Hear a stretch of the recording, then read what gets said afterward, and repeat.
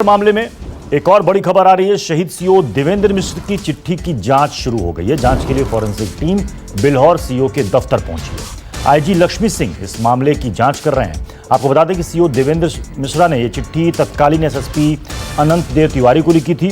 इस चिट्ठी में सीओ देवेंद्र ने थाना अध्यक्ष विनय तिवारी पर गैंगस्टर विकास दुबे के साथ मिलीभगत का आरोप लगाया था और यह चिट्ठी लिखी गई थी मार्च महीने में, यानी कि लगभग 4 महीने पहले, जिसमें सीओ ने तत्कालीन एसएसपी से कहा था कि यहां का थाना अध्यक्ष विनय तिवारी ये मिलीभगत है इसकी विकास दुबे के साथ, और उन्होंने यह भी आशंका जाहिर की थी कि आने वाले दिनों में कोई बड़ी घटना घटित हो सकती है।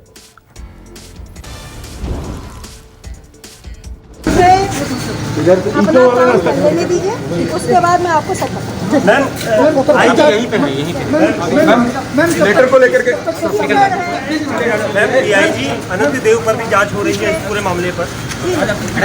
क्लियर कर दीजिए। नहीं, मैं अभी जांच कर रही हूँ। जी। तो आप सुन रहे हैं, आईजी स्तर पर इस पूरे मामले की जांच चल रही है। दरअसल में जो मीडिया में चिट्ठी सामने आई थी, जिसमें सीओ देवेंद्र मिश्रा की वो चिट्ठी थी 4 महीने पुरानी, जिसमें उन्होंने वो चिट्ठी एसएसपी को लिखी थी, जिसमें विनय तिवारी का जिक्र था। उन पर यह आरोप लगाया गया था कि वो विकास दुबे के साथ उनकी मिलीभगत है और वो उनका ध्यान काम पर नहीं है और आपराधिक तत्वों को बचाने की कोशिश की जा रही है। मानस श्रीवास्तव हमारे साथ इस पर जुड़ चुके हैं। मानस, आईजी स्तर पर इस चिट्ठी की जांच चल रही है, क्या कुछ निकलकर अभी तक सामने आया?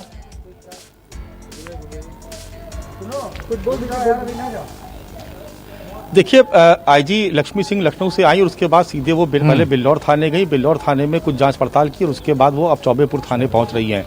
जांच चूंकि अभी प्रक्रिया उसकी चल रही है और 2 स्तर पर जांच कर रही है। देखिए, 2 जांचें हैं इसमें। एक तो जांच ये इस मामले की है कि जो पत्र दिया गया था, आखिर वो पत्र कहाँ गया, उस पत्र की क्या सत्यता है। दूसरी जांच इस बात को लेकर के भी है कि जो डीआईजी एसटीएफ अनंत देव तिवारी है, उनकी भूमिका पर भी सवाल खड़े किए गए थे, तो उनके प्रकरण की भी जांच की जा रही है।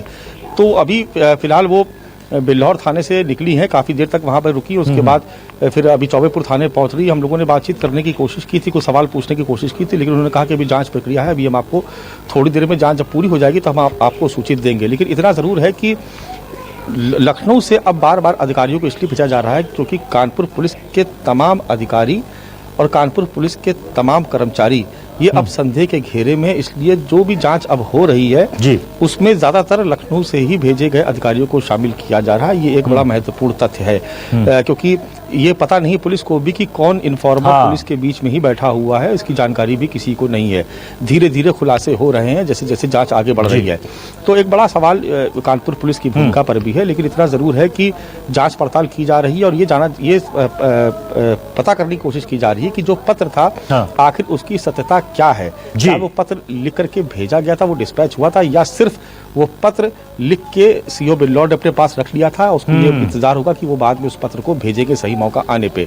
दोनों ही चीजें हो सकती है, लेकिन इतना जरूर है कि इस पत्र के सामने आने से ये बात तो साबित हो चुकी है कि कानपुर पुलिस की और खास तौर से जो बिकरू गांव से लगे हुए आसपास के जो थाने हैं, चाहे वो शिवराजपुर हो, चौबेपुर हो या शिवली थाना हो, इनकी जो पुलिस कर्मी है यहाँ पर तैनात, उन सबकी भूमिका बहुत ज्यादा संदेह के घेरे में। चलिए मानस, आप हमारे साथ बने रहिए। नमस्कार, मैं हूं मानक गुप्ता। अगर आपको हमारा ये वीडियो पसंद आया हो तो इसे लाइक और शेयर जरूर करें, और हाँ, हमें सब्सक्राइब और फॉलो करना ना भूलें ताकि आप देश और दुनिया की कोई खबर मिस ना करें। तो जुड़े रहिए हमारे साथ और देखते रहिए News 24।